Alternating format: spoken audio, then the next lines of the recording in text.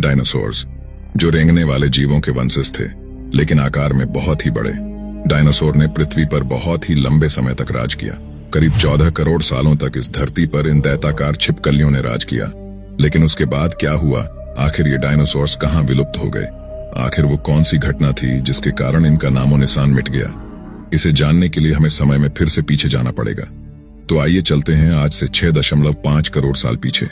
आज से करीब 6.5 करोड़ साल पहले धरती का मौसम काफी सुहाना था। चारों तरफ पेड़ पौधे, सूरज की धूप, समुद्र से आती ठंडी ठंडी हवाएं और ये डायनासोर। लेकिन यहाँ डायनासोर के अलावा एक और भी प्रजाति था जो आकार में बहुत ही छोटा था और ये आज के चूहे जैसा दिखता था। असल मायनों में यही हमारे प्राचीन पूर्वज थे और आगे जाकर हम इन्हीं से विकसित होने वाले थे। ये थे मैमल्स, यानी कि स्तनधारी जीव। आपकी जानकारी के लिए हम बता दें कि डायनासोर अंडे देते थे, लेकिन मैमल्स अंडे नहीं देते हैं। हम इंसान भी एक मैमल हैं। उस वक्त ये मैमल्स डायनासोर्स के डर से जमीन के अंदर बीलों में छुप कर रहा करते थे और इनकी यही खासियत इनके लिए आगे जाकर वरदान बनने वाला था। जब ये सारे जीव आराम से धरती पर अपना जीवन बिता रहे थे, उस वक्त एक 10 किलोमीटर के डायामीटर वाला एक एस्ट्रॉइड सीधे धरती की तरफ आ रहा था। धरती की ग्रेविटेशनल फील्ड में आते ही इसकी रफ्तार एकाएक और तेज हो गई। प्रत्येक सेकंड के साथ साथ ये धरती के करीब बढ़ता जा रहा था। ये करीब 70,000 किलोमीटर प्रति घंटे की रफ्तार से धरती के वायुमंडल में प्रवेश करता है। धरती के वायुमंडल में घुसते ही घर्षण की वजह से ये एक आग के गोले में बदल गया। इसकी चमक इतनी तेज थी कि इसके 800 किलोमीटर के रेडियस में आने वाले सभी जीव पूरी तरह से अंधे हो गए थे।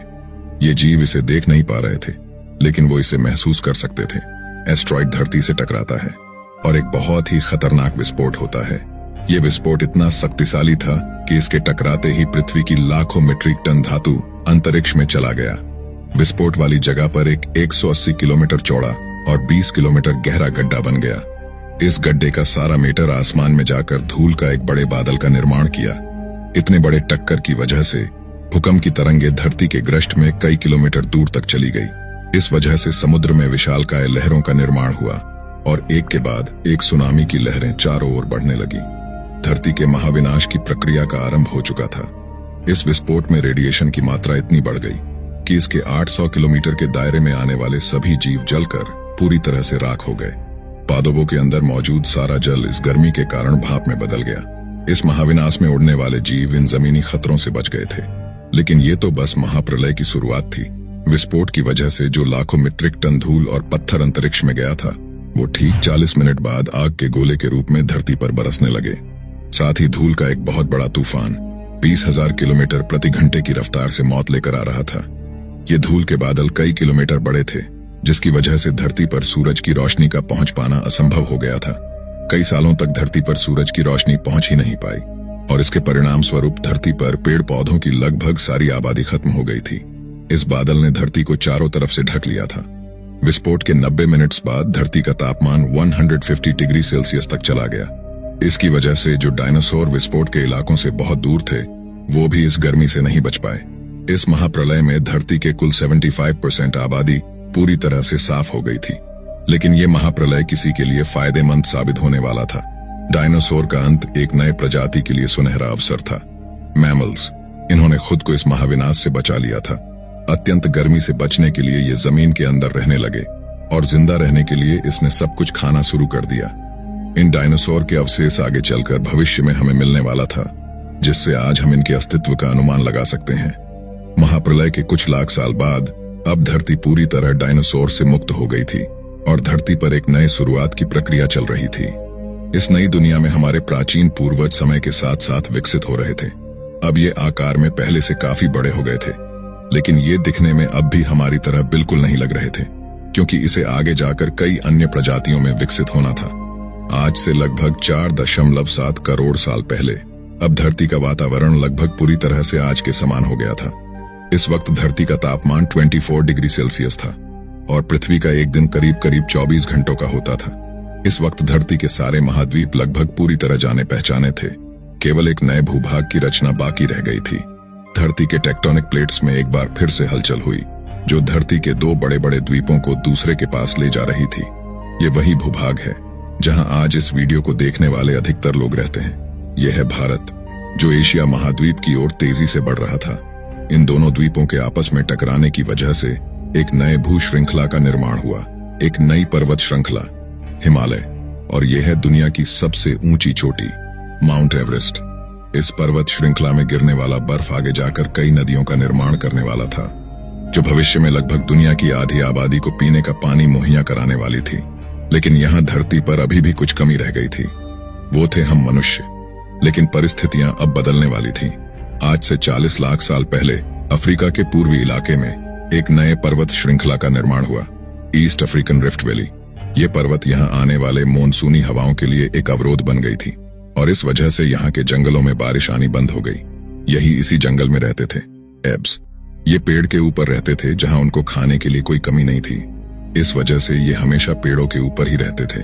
लेकिन अब यहाँ समय के साथ साथ सूखा पड़ने लगा। बिना बारिश के जंगल पूरी तरह से सूखे पड़ गए और इन एब्स के लिए खाने की समस्या उत्पन्न होने लगी। खाने की तलाश में इन्होंने पेड़ों से उतरने का निर्णय लिया। यह है एडिपिथेकस रेमिडस। ये हमारे पूर्वज थे जिन्होंने एक बहुत बड़ा निर्णय लिया था। इनका दिमाग एक संतरे जितना बड़ा था और आकार में ये महज 4 फीट लंबे होते थे।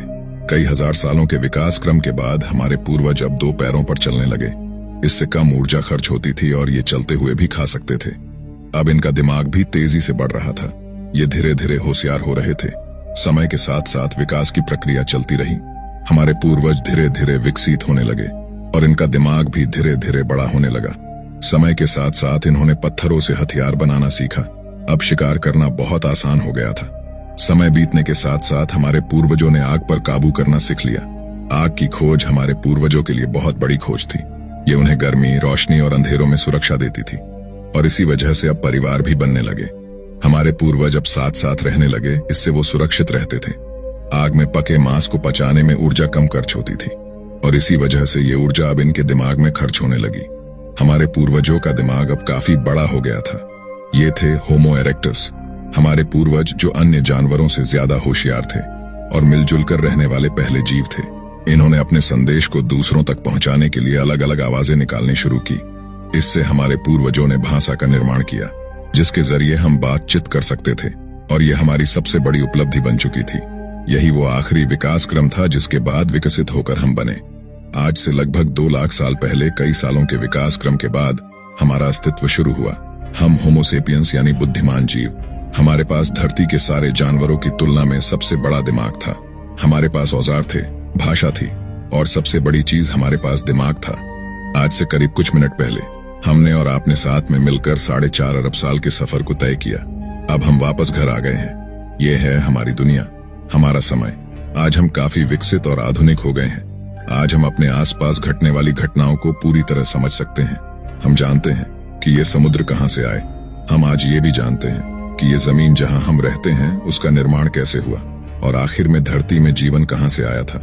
लेकिन हमारा सफर अभी भी खत्म नहीं हुआ है। हमें अभी और भी आगे जाना है। हमें इस संसार को और अच्छे से समझना होगा। तो आज के वीडियो में बस इतना ही।